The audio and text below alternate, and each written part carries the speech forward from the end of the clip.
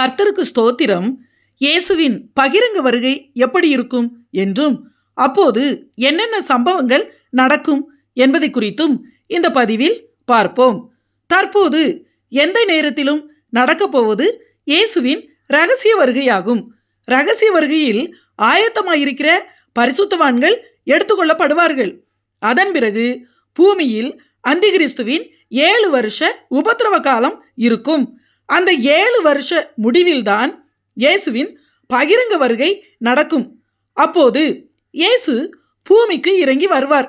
ரகசிய வருகையின் போது எடுத்துக்கொள்ளப்பட்டிருந்த எல்லா பரிசுத்தவான்களும் பரலோகத்திலிருந்து இயேசுவோடு கூட பூமிக்கு இறங்கி வருவார்கள்.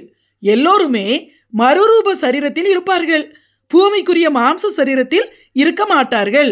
யூதா எழுதின நிருபம் 14, 15 வசனங்களில் இதோ எல்லோருக்கும் நியாய தீர்ப்பு கொடுக்கிறதற்கும் ஆயிரமான தமது பரிசுத்தவான்களோடு கூட கர்த்தர் வருகிறார் என்று எழுதப்பட்டுள்ளது.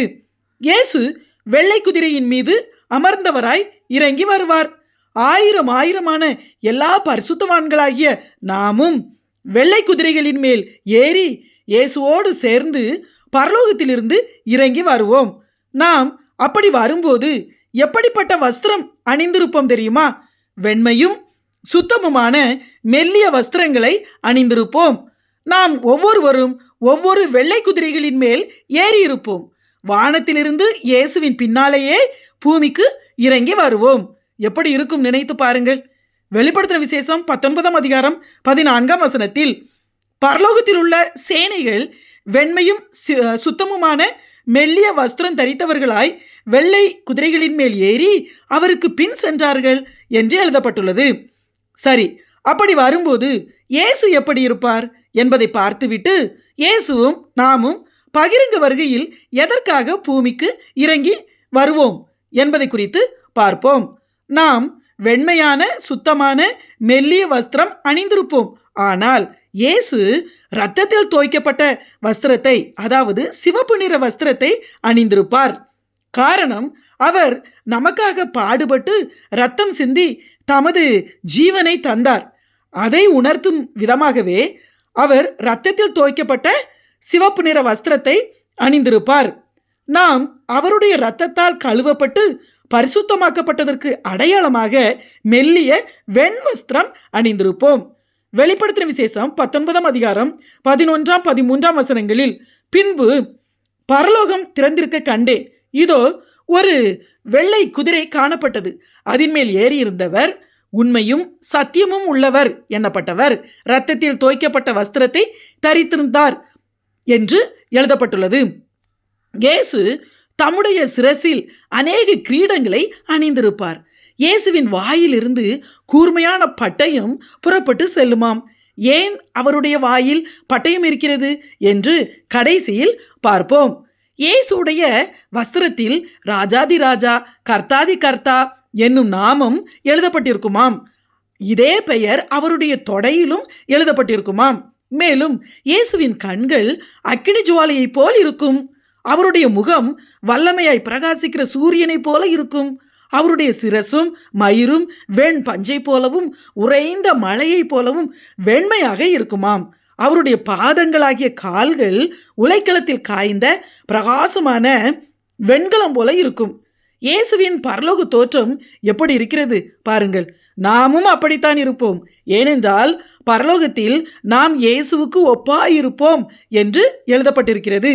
அப்படி என்றால் அங்கே யாருக்கும் முடி கருப்பாக இருக்காது.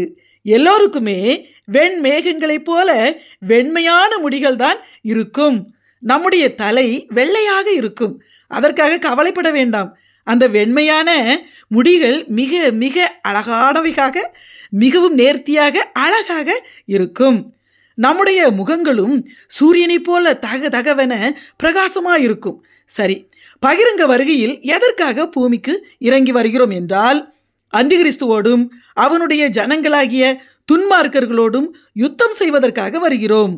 இயேசு இந்த பூமியில் எந்த இடத்தில் வந்து இறங்குவார் தெரியுமா? ஒலிவமலையில் தான் வந்து இறங்குவார். அதே ஒலிவமலையிலிருந்து தான் இயேசு உயிர்த்தெழுந்து பரலோகத்திற்கு ஏறி போனார். மறுபடியும் அதே ஒலிவமலையில்தான் இறங்கி வருவார். இந்த ஒலிவமலை இஸ்ரவேல் தேசத்தில் உள்ள எருசலேமில் உள்ளது. இயேசு சாதாரண மனித ரூபத்தில் வரமாட்டார். அவருடைய ரூபம் எப்படி இருக்கும் என்று ஏற்கனவே பார்த்தோம். அவருடைய பயங்கரமான வல்லமையை தாங்க முடியாமல் அந்த ஒலிவமலை இரண்டாக பிளந்து உடைந்து விழுந்துவிடும். எவ்வளவு பயங்கரமாய் இருக்கும் பாருங்கள்.